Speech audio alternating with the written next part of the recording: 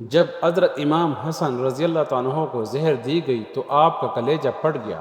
زہر اتنا زیادہ زہریلا تھی کہ آپ کا کلیجہ 72 ٹکڑے ہو گئے۔ حضرت امام حسین آپ کے پاس آئی اور پوچھا، بھائی جان مجھے بتائیے یہ کام کس نے کیا؟ حضرت حسن رضی اللہ عنہ نے لڑکڑاتے ہوئے آواز میں کہا، وہ عورت۔ بسم اللہ الرحمن الرحیم۔ جس وقت طبیب کو بلایا گیا تو طبیب نے کہا، یہ زہر ہے اور یہ زہر جان بوجھ کر لگایا گیا ہے۔ بہرحال امام کو شفا بھی ہوئی اور مدینہ آئے۔ آپ کے بعد جو زہر دیا گیا وہ یہ تھا کہ ہیرے کو پیش کر مشکیزے کے اندر ڈال دیا گیا۔ امام حسن رضی اللہ عنہ 27 صفر کی رات سوئے ہوئے تھے، اچانک نیند سے بیدار ہوئے۔ حضرت زینب رضی اللہ عنہا عبادت میں مصروف تھی۔ آپ نے نیند سے بیدار ہو کر حضرت زینب رضی اللہ عنہ کو آواز دی اور حضرت زینب رضی اللہ عنہا امام کی طرف متوجہ ہوئی۔ حضرت حسن رضی اللہ عنہ نے فرمانے لگے کہ میں نے خواب میں نانا جان، امی اور ابو جان کو دیکھا کہ وہ مجھے جنت کی سیر کرواتے ہیں۔ میں نے نانا جان سے عرض کیا کہ کیا آپ میرے خالات سے باخبر ہے؟ مجھے تمانچہ لگائے گئے ہے، میرے پیروں کے نیچے سے مسلح کھینچ دیا گیا ہے، کتنا ستایا گیا ہے میرے سامنے مدینہ کے اندر میرے والدین کو گالی دی جاتی ہے۔ یا رسول اللہ صلی اللہ علیہ وسلم، میں اس دور سے گزر رہا ہوں۔ آقا علیہ السلام نے فرمایا، صبر کرو، تم بہت جلد ہم سے آ کر ملنے والے ہو۔ امام حسن رضی اللہ عنہ نے ایک اور خواب دیکھا کہ آپ کے ماتھے پر قل هو اللہ احد شریف لکھی ہوئی ہے۔ یہ خواب جب آپ نے سنا تو خوش ہوئے، مگر آپ کے شاگرد سید ابن مصیب نے تو آپ نے فرمایا، مولا اگر یہ تعبیر سچ ثابت ہوئی تو بہت جلد آپ دنیا سے جانے والے ہیں، کچھ ہی دن بچے ہیں۔ یہ خواب سن کر سب لرز گئے تھے۔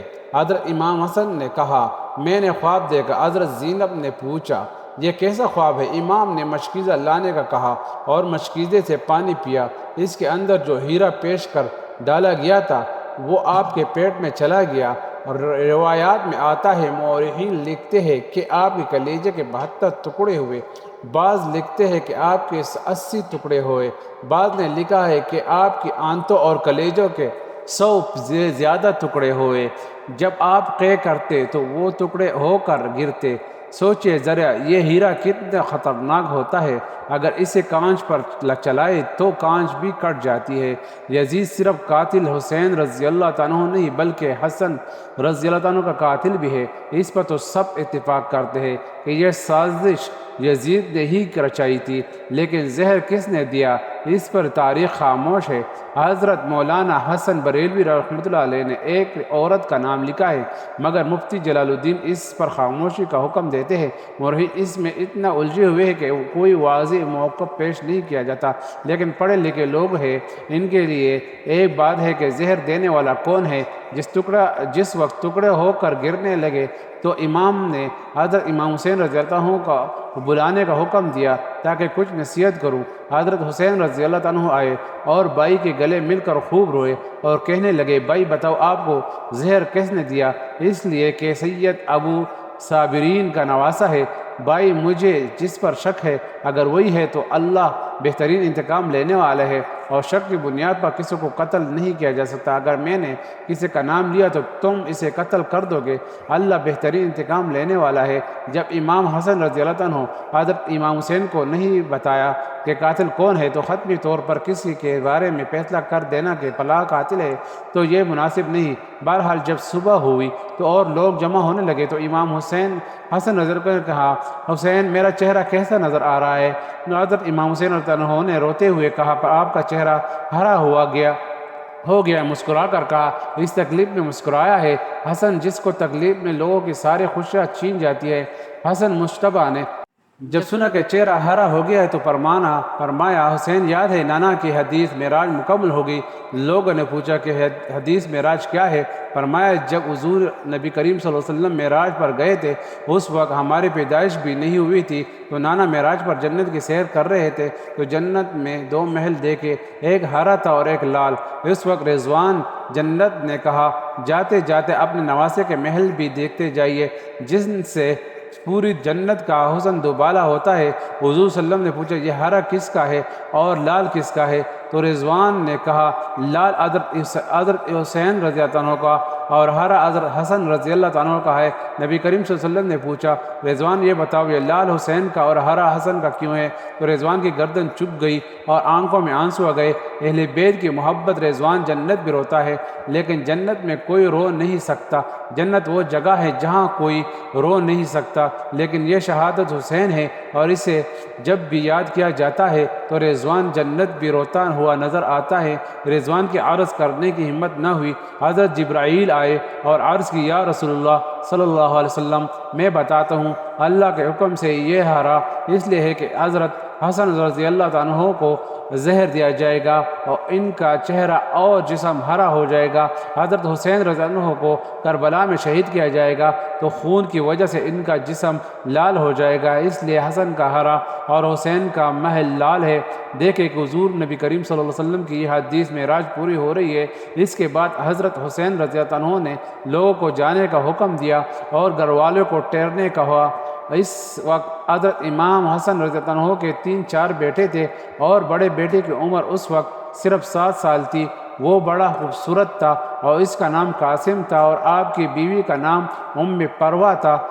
پروہ قاسم کے سر پر ہاتھ پھیر رہی تھی اور حسن کی جانب دیکھتی گویا ان کے سامنے اپنی بیوگی کی گھوم رہی ہے۔ ہائے بیوگی، ہائے بے بسی، ہائے بے بسی، لیکن کسی نے کچھ نہ کہہ سکتا۔ جب سب لوگ چلے گئے اور کوئی نہ بچا تو حسن رضی اللہ عنہ اپنے بازو پر بندھے ہوئے تعویذ کو کھولنے کہا۔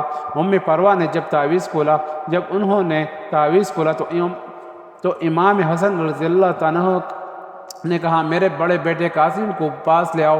جب بیٹا آپ کے پاس آیا تو آپ نے وہ تعویذ اس کے بازو پر باندھ دیا اور فرمایا ایک وقت ایسے آئے گا جب تو شدید مصیبت میں گرفتار ہو جائے گا، اس وقت یہ تعویذ کھول کر دیکھنا۔ اس کے بعد امام حسن رضی اللہ عنہ نے اپنے بھائی حسین کو بلایا اور وصیت کی اور کہا حسین صبر سے کام لینا، میری تمنا ہے کہ جس وقت میرا جنازہ اٹھ جائے تو مجھے نانا کے قدموں میں دفنا کر دینا، میں نانا کے قدموں میں دفن ہونا چاہتا ہوں۔ امام ولی مقام ایک روایت کے مطابق 28 صفر کو، ایک روایت کے مطابق 29 صفر کو اور ایک روایت کے مطابق 5 ربیع الاول کو شہید ہو گئے۔ اس حالت میں آپ کو پورا جسم ہرا ہو چکا تھا اور اندر کے آنتوں کے ٹکڑے خے کی صورت میں باہر گرے ہوئے تھے۔ جب حضرت حسن کی شہادت ہوئی تو آپ کی تجزیہ و تکفین کے لیے جنازہ اٹھایا گیا، لیکن یہ بھی ایک تاریخ کا بدترین باب ہے کہ جب جنازہ لے کر باہر آئے اور حضور نبی کریم صلی اللہ علیہ وسلم کے روضہ مبارک میں آپ کو دفن کرنا چاہتے تھے تو بنو امیہ کے لعین جسے دنیا مروان کہتے ہیں، جس پر نبی کریم صلی اللہ علیہ وسلم نے نالت کی تھی، اس نے کہا میں ان کو دفن نہیں ہونے دوں گا۔ حضرت حسین رضی اللہ عنہ نے کہا کہ میرے بھائی کی وصیت ہے میں دفن کروں گا، یہاں تک کہ مورخین نے لکھا ہے کہ اس ظالم نے تیر نکالا اور امام حسین حسن کے لاش پر چلنا شروع کر دیا۔ ایک بندہ جو پہلے ہی شہید ہو چکا ہے اس کے اوپر تیر چلانا، وہ بھی جنت کے جوانوں کا سردار اور نواز رسول اکبر صلی اللہ علیہ وسلم۔ لوگ کہتے ہیں کہ یزید اور مروان کو نالتی نہ کہو، انہوں نے ایسا کچھ نہیں کیا، تو انہوں نے یہ کیا ہے مرے ہوئے تو دشمن بھی احترام کرتے ہیں۔ مروان کے ظالم اور نالتی تھا کہ نانا کے قدموں میں نواسے کو لے کر جا رہے تھے تو تلوار سے جنازہ روک لیا اور تیر چلانے شروع کر دیے۔ بعض روایات یہاں تک آتی ہے کہ جنازہ حسن پر تیر چلائے۔ حضرت زینب رضی اللہ عنہ نے کہا کہ فاطمہ کے 2 بیٹوں کے جنازے میں نے دیکھے ہیں، حسن کو دو بار کفن ملا، حسین رضی اللہ عنہ کو ایک بار بھی کفن نہیں ملا۔ لوگوں نے کہا کہ حسن کو دوبارہ کفن کیسے ملا؟ کہا ہے جب مروان نے حضرت حسن رضی اللہ عنہ کے جنازے پر تیر چلائی تو جسم سے پھر خون بہنے لگا اور کفن خون آلودہ ہو گیا، تو لوگوں نے کہا کہ ایک اور کفن اس کے اوپر ڈال دو تاکہ خون نظر نہ آئے۔ یہ بھی حضرت حسن کی کرامت ہے کہ وصال کے بعد بھی تیر لگا تو جسم کے خون نکلا۔